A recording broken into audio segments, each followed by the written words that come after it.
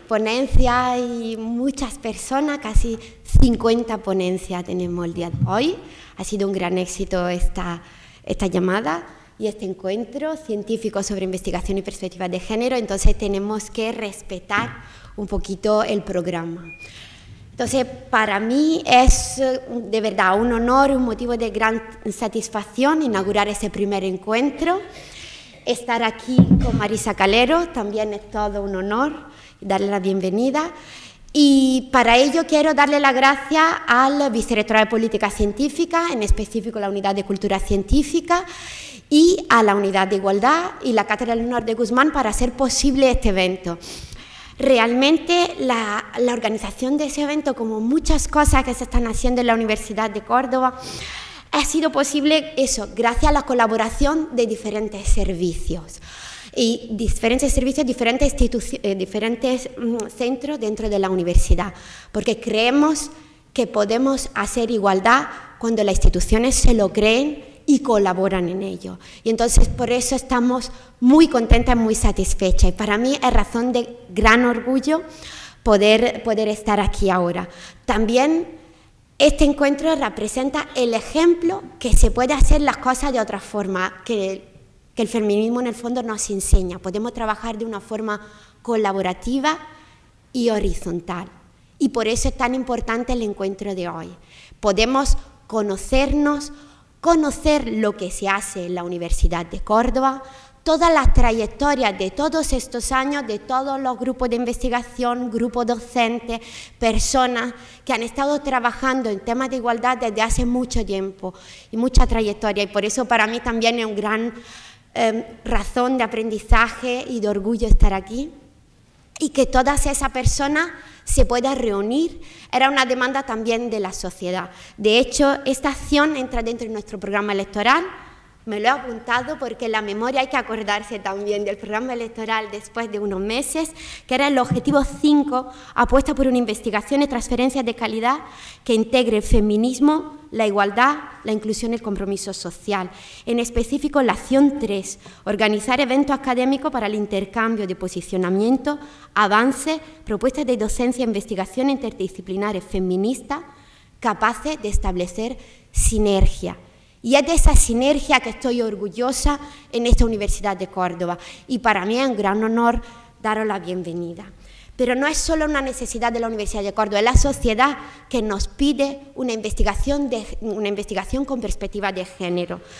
Desde la normativa europea, según el informe intermedio de Horizon 2020, solamente el 17% de la investigación financiada se ha hecho con enfoque de género. En Europa, bien hecho. Sin embargo, en el nuevo programa Horizon Europa, según el informe, el 25% son responsables de proyectos y solamente el 15% de los proyectos financiados integra de forma apropiada el género. Y la principal novedad del Horizon Europa respecto a la igualdad no es solamente contar con un plan de igualdad como requisito de elegibilidad, o bien prestar atención al equilibrio de género en los paneles de evaluación, grupos de trabajo, expertas en la comisión, así como el equipo de investigación en los proyectos financiados. Sin embargo, destaca la medida del Consejo Europeo de Innovación sobre la financiación de estudios de género bajo el clúster 2, Cultura, Creatividad y Sociedad Inclusiva, así como el apoyo de planes de igualdad inclusivo bajo el área, ampliando la participación y reforzando el espacio europeo de investigación. Pero sobre todo, y quiero que aquí hagamos un esfuerzo importante, la integración de la dimensión de género en el nuevo programa Horizon Europa en el contenido de la investigación e innovación será un requisito por defecto de todo el programa. Y por eso es tan importante lo que estáis haciendo vosotras y vosotros ahora mismo. Además, a nivel nacional, no puedo no hablar de la Ley de la Ciencia, ¿vale? La Ley 1722 del 5 de septiembre, donde por un lado, se fomentará la integración del personal experto en género en los órganos de evaluación y asesoramiento de especialistas y explica en sus objetivos generales, artículo 2, que se exige por primera vez la incorporación de la perspectiva de género como una categoría transversal en la definición de las prioridades de la investigación innovadora y de los problemas de innovación, y de medidas para estimular y dar reconocimiento a la presencia de mujeres en la innovación. Por eso es tan importante lo que estamos haciendo y por eso tampoco me sorprende que haya más de 50 ponencias en la Universidad de Córdoba. Además, todas muy interesantes, y me he reservado todo el día para estar aquí a escucharos a todos, hasta esta tarde, ¿vale? Y me voy a apuntar con una libreta porque aquí estamos para facilitar vuestro trabajo y para construir. De hecho, el lema de la campaña del 8 de marzo de la Unidad de Igualdad es construimos igualdad, para construir entre todas y todos una igualdad nueva en la Universidad de Córdoba. Y nada, y deciros que este evento se ha realizado el día de San Valentín para contraponer la idea tan tóxica del amor romántico a reivindicar el amor por el conocimiento, por la sororidad y por el trabajo en conjunto. Pues muchísimas gracias y ahora quiero dar la palabra a Marisa Calero, catedrática de Lingüística, directora de la Cátedra Leonor de Guzmán, y para mí es un honor estar aquí con tantas personas, con toda esa trayectoria, para que juntos podamos escribir un camino nuevo en la Universidad de Córdoba. Gracias.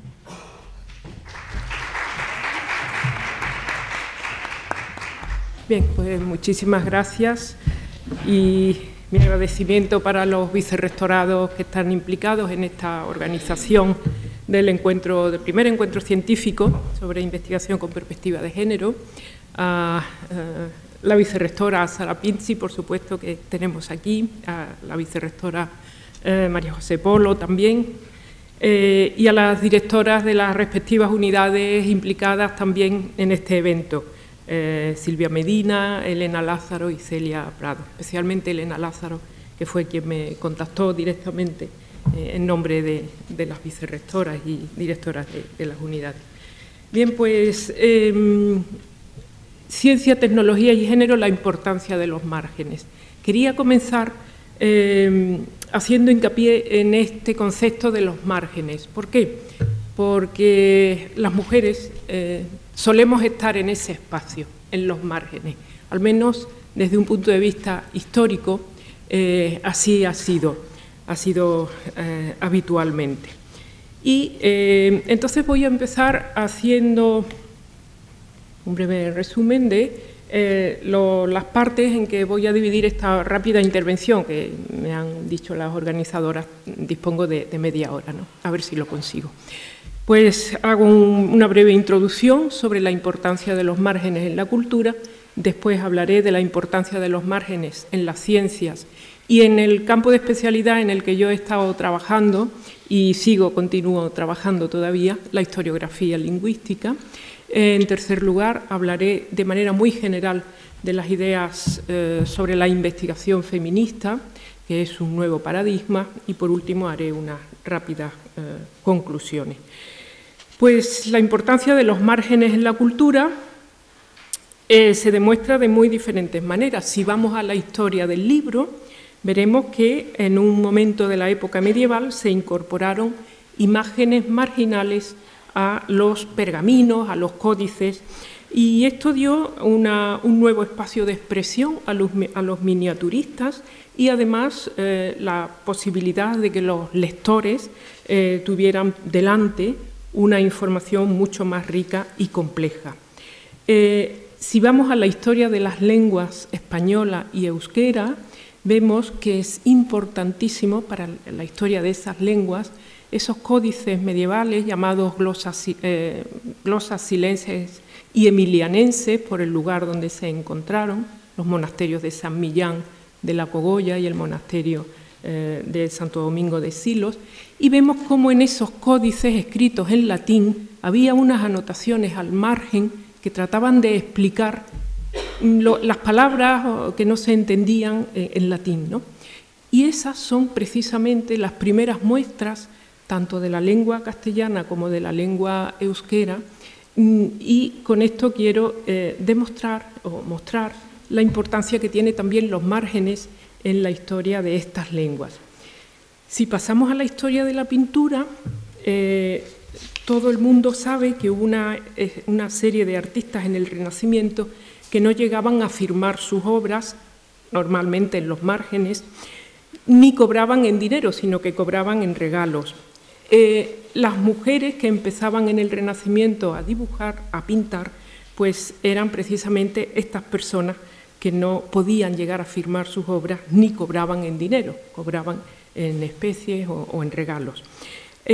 Un ejemplo es el de Sofonisba Anguissola, la italiana, que fue contratada por el duque de Alba como pintora de cámara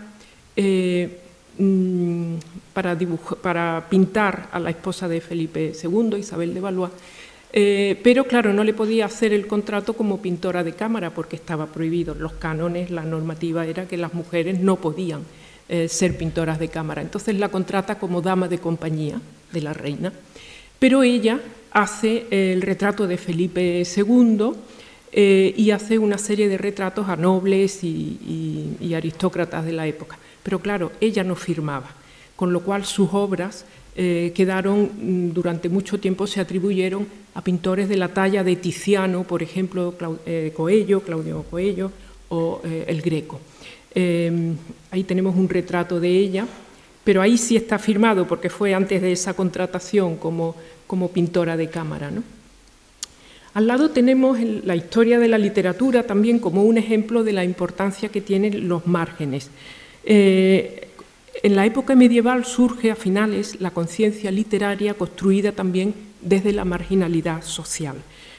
Ahí tenemos la portada de La pícara Justina, que es un libro donde la protagonista es una mujer que va contando sus aventuras, va haciendo una crítica a los hombres, una obra interesante porque es con una perspectiva de mujer todas las aventuras divertidas, muy divertidas por las que ella pasa. Bueno, pues con esta obra se pone el foco en personajes que se mantenían hasta entonces al margen de la moral y de las leyes. Vemos entonces cómo en la historia de la literatura surge esa conciencia literaria construida también desde la marginalidad social. Si vamos a la ciencia y a la historiografía lingüística, bueno, pues tengo que citar para la exposición que voy a hacer a una lingüista de la Universidad de Santiago, Teresa Moure, que acaba de publicar un libro que titula La lingüística se escribe con A. Bueno, pues en ese libro ella dice que las mujeres son sujetos poco focales, es decir, las mujeres hemos estado en la periferia normalmente y por ello dice que en la historia de la lingüística hay que prestar atención a las ideas marginales, a las cultivadas en el anonimato. Como escribió Sandra Harding, efectivamente, las dimensiones femeninas de la experiencia tienden a desaparecer del pensamiento en el contexto patriarcal. Y esta realidad se muestra claramente, por ejemplo, en el mundo académico, donde todas tenemos la experiencia y algunas, además, la conciencia de haber sido formadas con disciplinas muy masculinizadas, que tienden a privilegiar el racionalismo y las abstracciones, es decir, la reflexión masculina, antes que la humildad de los datos. En esa humildad de los datos es donde han estado normalmente las mujeres, en esa fase inicial de la investigación, que a mí me parece tan importante como la abstracción y la generalización. Sin esa primera fase de recolección de datos no existiría la segunda. Por tanto, esa investigación que está también en los márgenes es tan importante como la otra, ¿no? Por tanto, dado que los trabajos de las mujeres han sido tradicionalmente reducidos a asuntos no nucleares, sus logros y procedimientos, según el canon, no sería verdadera ciencia. Sin embargo, algunas teóricas feministas han puesto en cuestión el mismo concepto de ciencia y su supuesta objetividad. También la ciencia a veces puede llevar la huella del investigador, de la investigadora. Y de ahí surge la idea de legitimar el uso de un enfoque de género. Mejor, en el feminismo, en la teoría feminista, se prefiere el término enfoque de género, más que el de método de género, porque se ha puesto en cuestión que exista una única metodología, una única forma de llegar a las conclusiones, ¿no? Una disciplina con perspectiva de género tratará de determinar qué estilo de ideas o qué procedimientos se han primado, de manera que la crítica se vuelva sobre el objeto de estudio y sirva para revisarlo, para reformularlo y, llegado el caso, incluso para desestabilizarlo.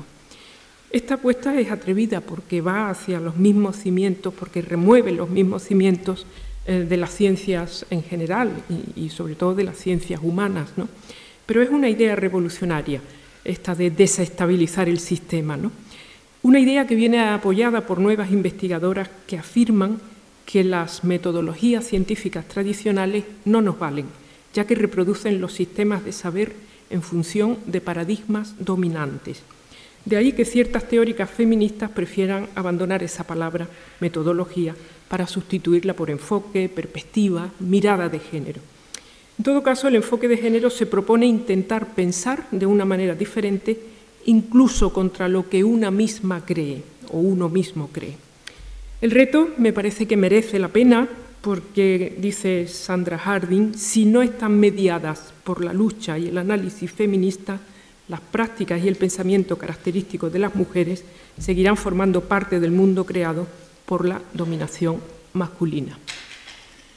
Bien, entonces, volviendo al caso de la historiografía lingüística, y me vais a permitir que barra para mi terreno donde me siento más segura, más confortable también, pues para encontrar en la historia de la lingüística a las mujeres, precisamente hay que prestar atención a los oficios lingüísticos que han quedado marginados. Y vamos a hacer un rápido repaso de cuáles son esos oficios lingüísticos que han quedado marginados. Ahí tenemos la criptografía. La criptografía es la ciencia que estudia la comunicación cifrada. Ahí puede citarse a muchas mujeres, algunas de ellas Ada Byron Lovelace, que pongo entre corchetes el apellido Lovelace porque es el apellido del marido, que como sabéis en el mundo anglosajón los apellidos del marido pasan a la mujer. Entonces también es una acción política poner su propio apellido y entre corchetes o entre paréntesis o como queramos poner el del marido. Bueno, ahí tenemos un ejemplo de cómo hacer investigación feminista, ¿no? Ada Byron fue la creadora del primer lenguaje de programación, eso no podemos olvidarlo, ¿no? Elizabeth Smith Friedman, también entre corchetes, el apellido del marido, fue la primera mujer criptoanalista en Estados Unidos. Joan Clark, etcétera, etcétera.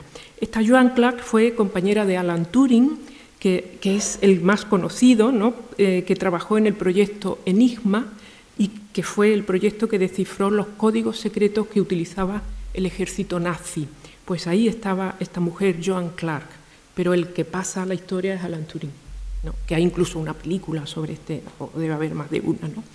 Precisamente durante la Segunda Guerra Mundial, cientos, miles de mujeres fueron contratadas por los ejércitos aliados por sus conocimientos lingüísticos y matemáticos para descifrar las comunicaciones encriptadas del ejército nazi, ¿no? Pero todo ello no favoreció a las mujeres este tipo de trabajo porque era un secreto de Estado, era un secreto de Estado que no podía trascender. Por tanto, ahí quedaron muchas mujeres olvidadas. Bueno, pues podemos ir a otro oficio que también está como en los márgenes a la hora de hacer un manual de historia de la lingüística. Ese otro oficio es la traducción, porque en una traducción se dice que es el oficio más invisible para trabajar, ¿no? Porque ahora sí se cita a los traductores a la hora de traducir un libro, pero en otro momento pues el traductor o la traductora permanecía ahí invisible. Bueno, salvo en algunos casos, por ejemplo, en el siglo XVIII, esta mujer Inés Hoyes, que tradujo a un autor inglés, Samuel Johnson, pero ella aprovecha esa traducción para incorporar al final del libro, al final de la traducción, una apología de las mujeres. Es decir, que ella interviene en el texto original con esa apología, defendiendo la educación de las mujeres, finales del siglo XVIII. Luego ya actualmente hay una intervención muy directa en el caso de las traductoras canadienses en los años 80 del siglo pasado. Un grupo de traductoras en Canadá se dedican a intervenir en el texto poniendo, por ejemplo, pues, respetando el lenguaje inclusivo. aunque el texto original no lo respetara, ¿no? Pero ellas intervienen y cambian el texto, ¿no? En fin, esto es muy polémico, pero bueno, pues es una acción política también, ¿no?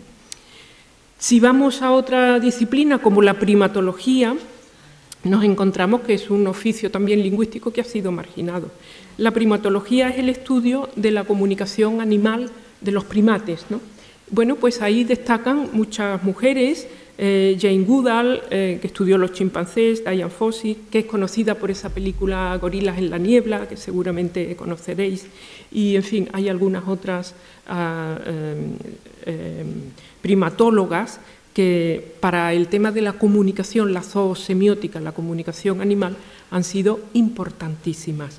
Lo mismo en la antropología, han contribuido Margaret Mead, por ejemplo, que es una mujer que se anticipa al concepto de género, porque ella se da cuenta en las comunidades aborígenes que estudia, bueno, pues se da cuenta de que hay oficios que nosotros en nuestra cultura occidental consideramos masculinos, actividades, pero ella se da cuenta de que son las mujeres en esas comunidades las que llevan esos oficios masculinos. En fin, ella adelanta el concepto de género. Todas estas mujeres antropólogas, pues que muchas veces se dedicaban solo a recopilar datos, pero bueno, ellas inventan nuevos sistemas, nuevas técnicas de investigación cualitativas, por ejemplo, como la historia, incorporar a la investigación las historias de vida de los informantes, que eso luego se ha quedado en la investigación cualitativa. En fin, todas estas mujeres las antropólogas, han sido vistas como secretarias, como auxiliares, como personal secundario. Y ya sabemos que en una sociedad jerárquica como la nuestra, el personal secundario no pasa a la historia, a pesar de la importancia de sus investigaciones. Tenemos el caso de la sociolingüística feminista, con nombres tan importantes como la de Robin Tolmach, conocida como Robin Lakoff, con el apellido del marido, Jennifer Coates, Deborah Tannen, todas estas mujeres, que a ellas les debemos la lucha por la aparente neutralidad del lenguaje, de las lenguas, y a esa demanda de reforma que también hemos copiado aquí en nuestro país, ¿no? La demanda de cambios lingüísticos, el lenguaje inclusivo, todas estas mujeres norteamericanas del mundo anglosajón fueron las pioneras. Y como no, también muy de moda en la filosofía del lenguaje, Judith Butler, ella defiende, bueno, revisar la teoría de los actos de habla, que complementa con la dimensión corporal como componente activo. Ella dice que no hay que olvidar la escandalosa relación entre lenguaje y cuerpo, y por tanto el lenguaje femenino, distinguirlo del masculino. Ella también, Judith Butler, habla de que hay que apropiarse de las palabras que son despectivas para con las mujeres y resignificarlas, ¿no? Por ejemplo, el término queer, que ella es quien lo pone de moda, ¿no? Y que tan actual es, o bueno, ahí tenemos esa reapropiación de palabras que tratan de herir a las mujeres, pues ella dice que hay que darles un nuevo significado y dignificarlas. Bien, pues tenemos ahí, en función de lo que acabo de decir, pues una serie de nuevas instrucciones en esta hoja de ruta de la investigación feminista, y se sugiere considerar en la biografía de las mujeres, considerar la vida cotidiana. Es decir, que lo privado debe ser revisitado. ¿Por qué? Porque muchas veces hay que conocer esa biografía oculta o esa vida privada para saber que ha habido ciertos condicionantes que han hecho que esas mujeres pues no hayan llegado a donde han llegado los hombres, ¿no? Tenemos muchos casos, bueno, pues el de María Lejárraga, que ahora está tan actual, ¿no? Con una película que se ha hecho como ella firmaba, perdón, era el marido el que firmaba, no era ella, ¿no? Pero ella era la que escribía la obra. Pues en la historia de la lingüística también se dan algunos casos como este de María Lejárraga en la literatura. Por ejemplo, María Goyri, señora de Menéndez Pidal, Ramón Menéndez Pidal, Desde luego, a quien yo estudié en la carrera y a quien hemos estudiado en la carrera de filología fue al marido y no a ella. Y hay un crítico que dice, que conocía a María Goyri y Ramón Menéndez Pidal, pues que no se sabe muy bien cuál de los dos era el que escribía las obras, ¿no? Entonces, siempre hay que ir a esos condicionantes ocultos que pueden darnos información y llevarnos a la realidad, a la justa realidad, ¿no? En fin, hay otros casos que no quiero tampoco detenerme mucho más. En este sentido, pues también se puede, como una nueva instrucción en nuestra perspectiva de género, se pueden sustituir algunas etiquetas que utilizamos. Por ejemplo, en lingüística hay una hipótesis que habla de la relatividad del lenguaje, que la conocemos con el nombre de hipótesis de Sapir-Whorf, que eran los dos lingüistas antropólogos que la enunciaron, ¿no? La teoría del relativismo lingüístico. Bueno, pues en lugar de decir hipótesis de Sapir-Whorf, pues hay que darle lugar, hay que nombrar a los equipos que están detrás, y en lugar de hipótesis de Sapir-Whorf, decir hipótesis de la escuela de, por ejemplo, ¿no? Porque en esa escuela, pues con toda seguridad habrá mujeres que hayan contribuido a ese avance de la ciencia. Por eso es tan importante que las biografías se humanicen, ¿no? Que se apaguen los egos excesivos y que se vuelque el foco sobre el grupo. Eso, digamos, que entra dentro de la perspectiva de género. Bueno, pues hay que entonces reflexionar sobre las causas de la discriminación para evitar esa minusvaloración del trabajo de las mujeres. Y esta idea coincide plenamente con el más básico de los principios de la investigación feminista. No basta con que la investigadora se limite a levantar acta de los hechos estudiados, sino que ha de ir más allá. La investigadora debe indagar en las causas del problema para mejorar la vida de las mujeres, Ana de Miguel, que es una conocida socióloga, dice en sus palabras: saber por qué las mujeres han estado excluidas del conocimiento forma parte del propio conocimiento. Es decir, hay que ir a las causas de esa exclusión.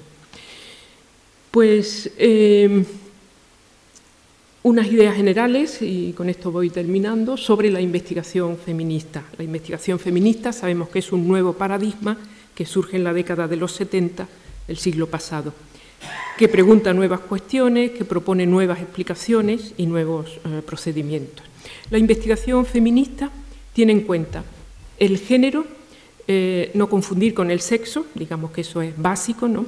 El género como orden simbólico. ¿Qué quiere decir esto? Pues que el género funciona como agenda oculta a veces, que nos lleva a creer que lo que observamos, que lo que experimentamos es natural y deseable. Y lo que hay que saber, y esto la investigación feminista lo pone de manifiesto, que en nuestra vida diaria las prácticas de género están culturalmente tan interiorizadas que a veces no las percibimos, no nos damos cuenta. Bueno, pues para esto está la investigación feminista. La investigación feminista considera que el género es una categoría de análisis fundamental, reconoce la centralidad del impacto de género y reconoce el poder de la experiencia de las mujeres. El género también es una materia legítima de estudio. Yo recuerdo cuando se empezó a hablar de la necesidad de un lenguaje inclusivo, cuando se empezó a estudiar el lenguaje, o se empezó a demandar cambios lingüísticos para un lenguaje más inclusivo, bueno, pues había burlas, había chanzas, ¿no? No se consideraba un tema científico, pero bueno, por suerte hoy día ya los estudios de género en el lenguaje, pues es un tema tan digno, digamos, de estudio como cualquier otro, ¿no? La teoría del punto de vista de Sandra Harding defiende que las perspectivas de los individuos que están marginados, como puede ser el caso de las mujeres en la historia, esa perspectiva puede ayudar a crear nociones más objetivas del mundo, ¿no? De tal manera que en la investigación de género hay que mirar de una forma determinada, no solo mirar a hombres y mujeres, sino mirar de una forma determinada. Y eso quiere decir que hay que ir también a qué significa ser mujer, qué significa ser hombre, qué significa ser mujer y sus consecuencias en la vida cotidiana. Hay también una crítica de la investigación feminista a la investigación tradicional, pero bueno, paso esta y llegamos aquí porque ahí podemos hablar de esto también. ¿Cuáles son las características de la investigación feminista? Bueno, pues la investigación feminista no es androcéntrica. Hay que poner a las mujeres en el centro del universo explicativo, con esta perspectiva de género. La investigación feminista crea conocimiento, es decir, no se limita a recoger los datos para constatar los hechos, sino que desea conocer cómo se producen esos hechos. Se centra más en el significado que en la medida, es diversa y lleva una pluralidad de enfoques, transgrede las fronteras de las disciplinas, como hemos visto aquí, ¿no?, en la historia de la lingüística. Es una investigación dinámica que no está estancada, sino que está en constante evolución. Es contextual, no está libre de la emoción y reconoce, por supuesto, el papel del lenguaje, el papel que el lenguaje tiene, el poder del nombrar que tiene el lenguaje. Y los objetivos de la investigación feminista, ahí tenemos una serie de puntos, pues contribuir a la transformación de las relaciones de género, atender las voces diversas, diferentes de las mujeres, la pluralidad de voces que conformamos, reconocer también la diversidad de experiencias de las mujeres, corregir la invisibilidad y la distorsión de las cualidades y actividades de las mujeres y conocer esas cualidades y actividades siempre a partir de la propia voz de las mujeres, no a través de intermediarios, que es como suele conocerse a las mujeres, sino a partir de su propia voz y de sus propias experiencias. Identifica también la investigación feminista los posibles sesgos de la investigación, revisa procesos de investigación, proponiendo nuevas maneras de investigar, repiensa las categorías que están establecidas, que están ahí fijas. Bueno, hay que también tener en cuenta la fluidez, esa palabra queer, ¿no?, que utiliza Judith Butler. Hay fluideces, por utilizar el plural, ¿no?, que hay que identificar también y, por supuesto, hay que demandar esos cambios lingüísticos para evitar las formas sexistas. Como ha dejado escrito también la investigadora Anna Freixas, que también quiero recordar aquí, pues la investigación feminista, de manera muy resumida, se plantea promover el cambio, la transformación y la mejora de la vida de las niñas y las mujeres desde una perspectiva empoderadora, con esa palabra empowerment que tanto se utiliza en el feminismo. Y acabo ya, espero estar ajustándome al tiempo, con estas ideas generales que aporta la investigación feminista. Aporta básicamente estos 3 puntos, aporta nuevos recursos teóricos y empíricos, que son las experiencias femeninas, aporta nuevos propósitos de la investigación en ciencias sociales especialmente, es decir, propósitos para la finalidad siempre las mujeres, y aporta nuevos objetos de indagación, de investigación, situando a la investigadora o al investigador en el mismo plano que el objeto investigado, es decir, evitar las situaciones jerárquicas, que también en el mundo académico abundan mucho, ¿no? Y con estas palabras de Shulamit Reinhardt, pues, que podría ser una especie de decálogo que seguir, termino ya, ¿no? Ella dice que el feminismo es una perspectiva, no un método de investigación, precisamente por esa pluralidad de enfoques que podemos adoptar. Las feministas emplean una multiplicidad de procedimientos de investigación, efectivamente. Implica una crítica, la investigación feminista implica una crítica a la academia no feminista, está guiada lógicamente por la teoría feminista y hay que ir a esa genealogía de otras investigadoras que nos precedieron, no olvidarlas, tenerlas siempre ahí.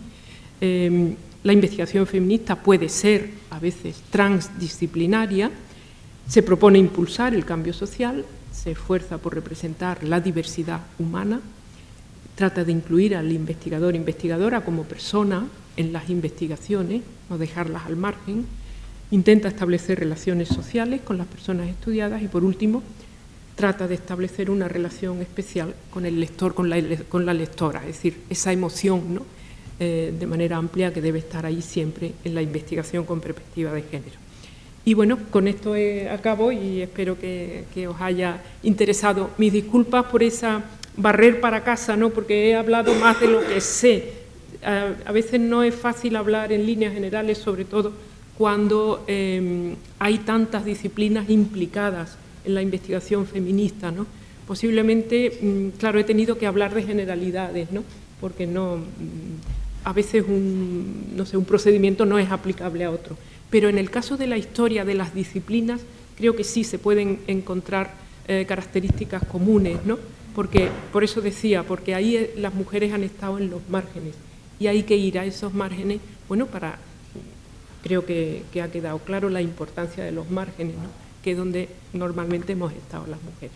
Y nada más, muchísimas gracias por atenderme y gracias otra vez.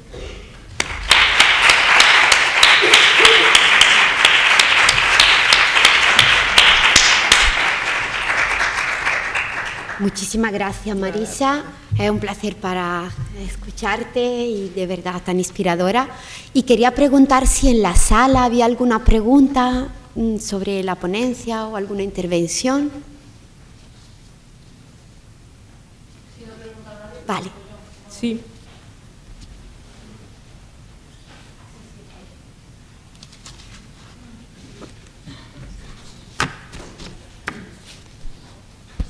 Ya sé que no oímos, pero como estamos grabando, muchísimas gracias, Marisa, por la intervención. Has dado pues esas líneas generales y, como ha dicho la vicerrectora, ha resultado bastante inspirador. Mi pregunta es muy pragmática, quizá. Tal y como está ahora mismo montado el sistema investigador, con los méritos que se requieren y demás, ¿qué coste tiene mantener ese modelo o esa perspectiva feminista en la investigación? Porque, claro, investigar desde esos márgenes, ¿cómo lo valoras, sobre todo con la perspectiva del tiempo que tienes tú, que también sabes de dónde venimos y dónde estamos ahora, ¿no? Bueno, yo lo veo con bastante optimismo. Y yo no soy tampoco una persona excesivamente optimista, pero en este caso sí, tengo que reconocer que si miramos hacia atrás, años 90, cuando se echó a andar la cátedra de estudio de las mujeres, cuando comenzamos nuestra investigación, en mi caso, lenguaje inclusivo, lenguaje no sexista. Ya digo que, bueno, las críticas que recibíamos, las burlas, ¿verdad?, pero en todos los ámbitos, pero en la prensa, todo esto estaba bastante desprestigiado. Hoy día, bueno, estaba el currículum oculto, que teníamos que ocultar en nuestro currículum oficial. Esto del género, como estaba tan mal visto, pues, bueno, si se podía prescindir de ello, mucho mejor, ¿no? Pero bueno, era también un acto político ponerlo ahí, la investigación de género, y poco a poco se ha ido consiguiendo que, claro, que también los gobiernos diferentes han ayudado, ¿no? Desde los estamentos políticos hubo un importante empujón cuando salieron leyes que animaron a tener, por ejemplo, mujeres en los grupos de investigación, esas que tienen tan mala fama, esas cuotas, pero esas cuotas eran necesarias en ese momento y continúan siendo necesarias, ¿no? Porque una cuota femenina o una cuota de mujeres o un porcentaje en determinadas actividades es una discriminación positiva, como puede ser una beca para ayudar a un estudiante que no tiene medios, ¿no? Eso no se critica, todo lo contrario, pero ¿por qué no aquí, ¿no?, dar ese pequeño empujón a las mujeres? Quiero decir que yo hoy día veo con bastante satisfacción que estos años, 20 y tantos años, 30 años, desde que empezó el movimiento feminista en la universidad, se ha avanzado mucho, ¿no? Y bueno, pues Yo ahora mismo acabo de terminar de hacer una reseña a 2 volúmenes monográficos que se han publicado en una de las revistas más prestigiosas en España, la revista CLAC, que va de comunicación y lingüística aplicada. 2 monográficos dedicados exclusivamente al género, al lenguaje en la prensa precisamente. Y bueno, es decir que ahí está. Yo creo que ahora eso ya no se oculta, por supuesto, y hemos llegado o estamos llegando a un punto en que cualquier investigación con perspectiva de género siempre es bienvenida. Entonces, mi visión es optimista. Bueno, y además, esto lo demuestra este encuentro que tenemos aquí, ¿no? Era impensable hace pocos años convocar a más de 50 investigadoras, investigadores en la Universidad de Córdoba, no estoy hablando de España, ¿no?, que hay aquí en esta reunión. Bueno, esto es una maravilla, ¿no? Entonces, tengo que felicitar a las organizadoras una vez más. Muchísimas gracias, Marisa. Pero antes que te vayas, yo tengo una duda, ¿vale? Una pregunta, puedo hacerte una última pregunta, porque es algo que realmente le estoy dando vuelta, yo estoy aprendiendo ahora, todo es un camino, ¿no?, un aprendizaje. Y una pregunta que me hago, ¿no?, también en la investigación, hablando de la investigación, hablamos de investigación de género e investigación de perspectiva de género, ¿no? Y también también son 2 enfoques diferentes también de cómo abordar, ¿no?, el tema de la transversalidad o la sectorialidad. ¿Cómo podemos hacer que la transversalidad no diluya la sectorialidad? También en investigación. Pero yo creo que un encuentro como este pues ayuda mucho, ¿no? Sobre todo conocer en qué están investigando otros compañeros, compañeras en la universidad, ¿no? Porque yo soy también muy de trabajar con otras compañeras de otras áreas de conocimiento, porque es que es la manera de aprender, ¿no?, esa transversalidad y esa fluidez que hay. Es que normalmente tendemos a encasillar, a categorizar, a hacer compartimentos estancos, pero está todo relacionado en la vida real, es absolutamente transversal, ¿no? Somos los humanos los que ponemos las barreras, ¿no? Y entonces... Pues podemos decir que o colaborar o morir, de GRDS o morir, ¿no? Eso es, porque tanta especialización yo creo que no, desde una perspectiva no es buena, ¿no? Desde esa perspectiva de la teoría feminista, ¿no?, siempre se aprende con otra visión, ¿no?, porque la vida es fluida, ¿no? Exacto. Sí. Pues muchísimas gracias, Gracias.